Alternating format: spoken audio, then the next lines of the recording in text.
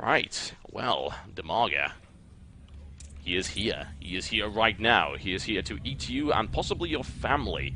He is in the red trunks, and he is playing Zerg to the northeast of this particular map versus his opponent, the one and only LoWeLy. He is in the yellow trunks, and he is playing Zerg to the southwest. And me and DIMAGA share a few common interests together. We both play Zerg, and we both have the same hotkey setup. Interesting. That's cool because the way that DIMAGA plays with his hotkeys is actually different to the majority and every single Zerg player. Okay. He actually has like 4 hatchery, main hatchery, 5 natural, 6 third base, 7 fourth base, and it scales up all the way to 0, which is where all your hatcheries are on 0.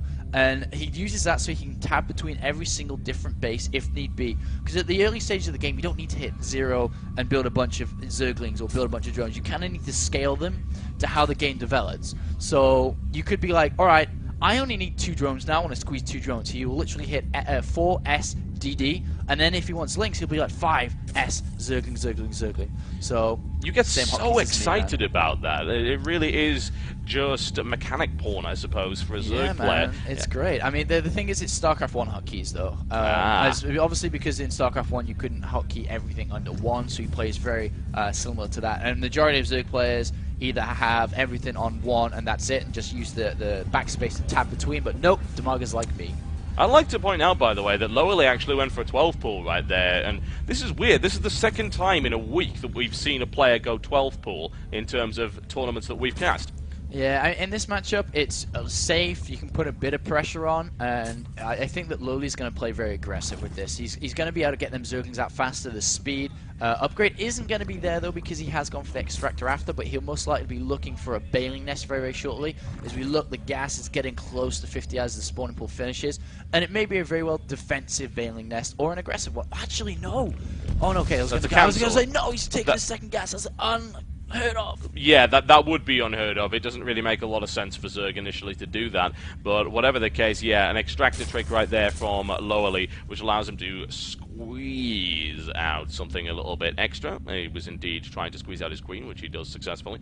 Now, moving along, trying to dodge the Overlord. DIMAGA will see these coming. 4 Zergling pressure coming in. There are now 4 Zerglings out for DIMAGA as well, and the Queen will be there, but he's gonna go for a Spine Crawler very early as well, because perhaps he believes some early aggression is coming. Yeah, this can be a very early Baneling Nest, as mentioned, so DIMAGA really doesn't have anything to deal with that, and the Spine Crawler will be able to singly pick them out, so it's good there, and the Baneling Nest does go down. It was a little bit late. He wanted to get speed first, so we are going to see LoWeLy playing very, very aggressive straight off the bat, and DIMAGA's going to have to get his own Baling Nest out because he can't fight against all this without it. Obviously, Balings are pretty good against Zerglings. Yes. One Spine Crawler and a Queen isn't going to be enough DPS to get rid of all the Balings, and now we have the Balings in a defensive position now. DIMAGA with an Overlord scouting, where are these Balings, where are your Zerglings, and he's going to be able to pressure that because his speed, even though it's a little bit behind, it's not that far behind LoWeLy's. No, it's not. The difference is a mere 10 seconds, if that. The Baneling Nest difference is the thing that really gets it for me, and we're going to have to see how this works out. DIMAGA may, of course, choose to try and wall off with the Queen in order to prevent the Banelings from getting in. We've got 2 Banelings now morphing up to the top, out of sight of that Overlord. Right there. And Speed's about to finish. The Balings are being used, and as you said, the Queens are going to be used to wall this off. Zerglings behind, and Speed is done first, and 3 Zerglings get trapped off. Very nice. LoWeLy straight off the bat. DIMAGA's got to hold this. It's going to be very difficult without Balings out. Yeah, himself. absolute perfect timing right there from LoWeLy that's going for it, and there's the detonation. It's really good right there, and LoWeLy getting in there immediately. However, there are defensive Banelings spawning right here for DIMAGA. Wants to go and try and grab as many as he can. There is a detonation, takes out 2, and nicely cleaned up there by DIMAGA, and that could have been very unpleasant. And DIMAGA's in a good defensive stance now. He's got 2 Queens, a Creep Spread is going, he's got a Spine Crawling position. The thing is, LoWeLy, great transition. Immediately throws down that hatchery on the natural, and is going to be able to expand behind this. The problem, though, is that DIMAGA can be like, okay, cool, let's go play aggressive, and throw 5 or 6 roaches at him, and he's going to be in trouble, as we can see the roach spawn building. And now we're going to have to see LoWeLy play a little bit more defensive, as 300 minerals have been thrown into that hatchery. Yep, DIMAGA is going for it once again. There are Banelings on the way right here for LoWeLy, and they do spawn quickly enough. As DIMAGA goes at the ramp, he immediately realizes there are Banelings waiting for him, and that is not delicious at all. Nice little bit of micro right there. He peels off 1 to deal with that. Additional Banelings coming in. Baneling on Baneling cancel action now, and this is really good play by DIMAGA, honestly. He's sacrificing a single Zergling every time. He has limited the damage of LoWeLy down to effectively nothing. And DIMAGA will, needless to say, try and follow this up with more Zerglings streaming across the field. The problem for LoWeLy now is that he lost a lot there, and the Roach Warren's finished. Lava is about to pop, and he's got a lot of gas. Now we're going to see a lot of Roaches in the production tab. Oh no, he's actually going to go for a lot of Banelings. He's not going to use a Roach Warren. He's just going to go for this attack now, realizing that there's only Lings and Banelings. If you get more Banelings than your opponent, you just simply put 2 Banelings on his clump of Banelings. They all die, and he's going to walk in with a lot of stuff here. This is going to be difficult for LoWeLy. Really smart. Oh, excellent. Oh, nicely done right there. Peels off 2 to eliminate 2. It's exactly what he needs. And LoWeLy now looking to try and detonate the entire clump. He's not able to do it, however. Needs to intercept another one. Brings his Zerglings around, loses a huge amount in the process. That was a bit of a desperate move right there by LoWeLy. And DIMAGA continuing to apply pressure. However, LoWeLy is holding this. Yeah, he's holding it really well, actually. And now he's got 14 Lings in production. He's going to hold this fine. Spine Crawler cleans it up. And now DIMAGA's the one looking in bad shape as the hatchery's finished now.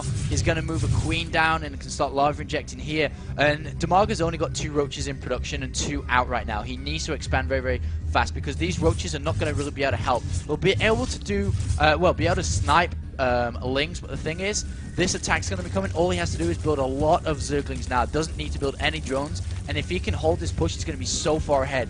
But DIMAGA is bringing the hammer right now. Oh yes, he is. It is on its way. It is slow, but it is extremely effective. The question is, will LoWeLy be able to outflank his opponent, perhaps try and do some damage to the main?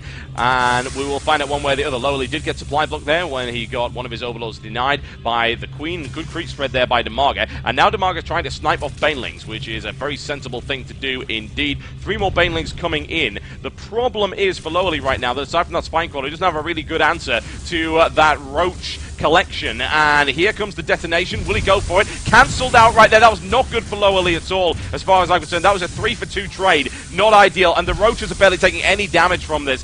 Baneling's going off all on the floor! So close. LoWeLy manages to get away from most of that, but then it is incinerated after that, and this hatchery is in real trouble right now. And LoWeLy's going to follow this up with as many Zerglings as he can, try and drive it away. However, DIMAGA did bring reinforcements and will now repulse that push once again and reapply pressure to the hatchery.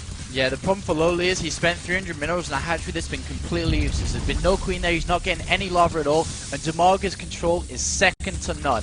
Banelings, Lings, and Roach control right now is absolutely fantastic, and it's really difficult for LoWeLy to deal with that. Yeah, these Roaches are going to be extremely hard to deal with. I mean, it's been a while, but the thing is they've been worn down, so we've got a good Baneling detonation right there. Taking out 2, he could very easily snipe off 2 more if he goes for it. However, the Banelings pop out just the right time, and LoWeLy really doesn't have anything now to hold this with, and the Banelings streaming into the base. He will have to pull drones, and as a direct result, he will lose a huge number of them. GG, ladies and gentlemen, and the first game in this best-of-3 series, and what an interesting game that was, goes to